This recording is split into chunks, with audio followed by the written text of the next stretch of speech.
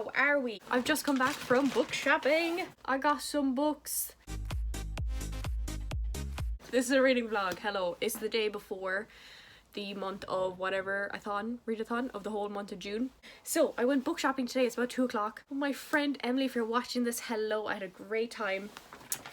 I wanted her to buy Kingdom of the Wicked. She didn't buy it. I tried my hardest, ladies and gentlemen. So we went to literally like every bookshop in the city. So we went to like a secondhand bookstore, which I didn't know we did have one. And I found book 4 and 5 of the Fallen Kingdom series, which I only need book 6 left to have this whole series, which I haven't started yet, but I do want to start soon. And they were $5 each, and they are in amazing condition. So I told myself today, I was like, okay, I'm going to do more like a book browsing sort of thing, and I did until we went into the secondhand shop. So the book I'm currently reading is The Four Winds by Christian Hannah. Oh my god, guess what I saw in the bookshop? A Court of Silver Flames in the paperback edition, like the normal size, like this size one. I have been waiting for that book for about a year, ever since the book actually came out. It was in like the hardcover copy and then like the paperback, but it was like the bigger paperback, and I didn't want either of them because I have just like the normal sized of the covers, and this cover is so ugly, but it's in the paperback version. I saw it, I was like, I want you so badly, but I want to reread ACOTAR before I get to Silver Flames. So, and I saw House of Sky and Breath so many times. Honestly, I think it's like a toxic trait where I don't read the books that I really want to read. Yeah, I'm reading this. It's a historical fiction. I actually really like this. I'm on page 212. Her other famous book is The Nightingale, which is another historical fiction. That one was set in World War II, I think. This one is set in the 1930s, where there was like the America's Greatest Depression of the 1930s and the Dust Bowl. So it's like one of the worst like environmental problems that they had back then. I really like it because it's so historic. I used to love history in school, and I find it really interesting learning about other countries' like historical events. So I'm really happy I'm reading this, and it's actually really gripping. Like, I think it's actually more gripping than The Nightingale. I think this book mostly focuses on like the mother and her relationship with children and how like amazing that could be. It's about survival, hope, and what we do for those we love. And also, I did a clip of Bella like literally 5 minutes ago. I'm gonna put it here, but she's alive and well. Thankfully she's alive and well. Imagine I just came back onto this say yeah, she's dead. She died. Peace out to Bella. Goodbye. Okay, we have Bella. She's here. Hey. Hey. Hey.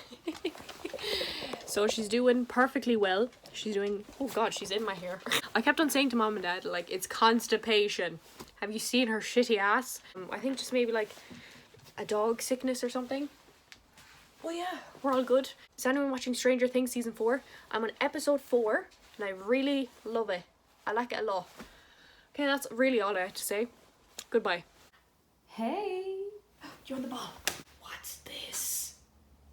Oh. Oh. Go. Hello, it is Friday. I'm back to working 4 days a week, Wednesday to Saturday, and I am tired. My feet are tired, my legs are tired, but I am happy. That is the main thing. I finished The Four Winds by Christian Hannah on Wednesday. I absolutely adore this book. I like it more than The Nightingale. I give it 5 stars. Okay, don't mind my nails and my finger too. Soil. It was just so weirdly gripping, and I constantly wanted to read it. I loved the main character, just anything to do with the main character and her children. I loved it because it just really represented what I would assume a mother feels for their child. I absolutely loved learning about the American history because I didn't even know there was like an economic disaster in the 1930s in America. Obviously we don't learn about that in Ireland. Highly recommend. And so then I picked up The Lady's Guide to Petticoats and Piracy, the second book after A Gentleman's Guide to Vice and Virtue. I picked this up then on the Wednesday. I finished it today, Friday. This book, people were not lying when they said this book is bad in comparison to the first book. I did not like this book at all. It was dull, it was dragging. The premise of these books anyways is really adventure. This did not feel like an adventure. The main character was the main thing I didn't like about this book. The plot was bad. The main character, did not like her at all. She was the epitome definition of I'm not like other girls character. The author, bless her, she tried to give her a character growth. I don't buy it. I feel like so many other people didn't buy this character growth. And it was after like 300 pages too, after someone fucking told her to not be judgmental to women who like dresses or like makeup and stuff, because the main character, Felicity, she looked down on every other woman who didn't like medicine or books.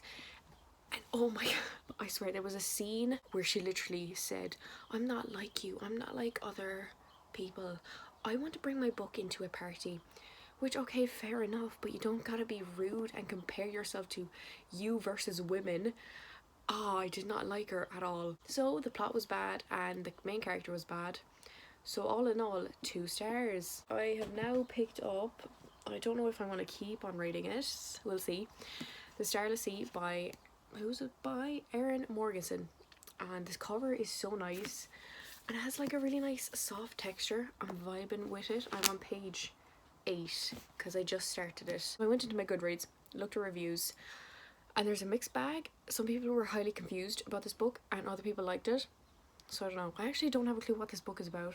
It's a fantasy and I think there's romance in it. So the main character goes into a mysterious library book containing details of his own life, and it leads him on a quest unlike any other. I did my June bullet journal reading spread thingy, whatever, but I also did the Whatever-thon prompts. So obviously it's June, so Whatever-thon started. Yes. And who am I in? I think I'm in the TBR Veterans. No, I'm not. Time Travelers. I can't remember what group I'm in, but I'm in a group. I'm going to show you this now. So we're starting off June. I mean, these look, oh my god, look at my nails. Jesus, has she had a shower in 2 years? I don't know.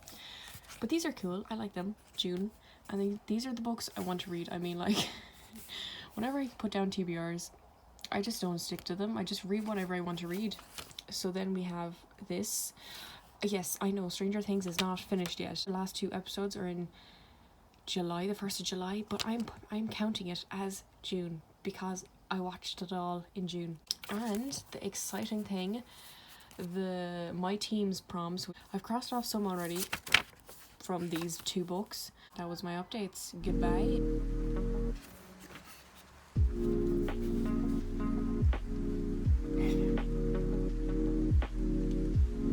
Progress on the book. We are an astonishing 358 into this book. So the most progress I made was today. So yesterday night I got up to 160, and then today I read up to what I've read up to. I just keep on reading. From page 80 to let's say 160, I was zoning out a lot from the book and I wasn't really liking it at that point. I liked it up to page 80, didn't really like it, and now I'm liking it again because I'm focusing on the words and the writing is really nice. It's so weird because there's so many timelines, and from the timeline of the main character, and then there's some other random, that's kind of cool, some other random ones. It is confusing at times and I don't know what's happening, and there's so many revelations that is happening right now of who's who, and my god, this person is this person, and I am flabbergasted. And yeah, I have, so this book is like almost 500 pages. It's 6 pages under 500 pages, so I think I'll finish it tomorrow. It's almost 5 o'clock and I'm going to keep on reading for a bit, but I kind of want to do drawing in my Throne of Glass drawing book while I listen to, oh god, I started an audiobook. I wasn't planning on starting an audiobook, but this one kind of intrigued me when I started listening to it. It's The Cousins by an author that I do not remember the name of. YA thriller or mystery thriller, and yeah, that's all I know really. I'm only about 2 hours into it. I usually would listen to an audiobook if I'm colouring. I haven't coloured in a very long time. Goodbye, peace out.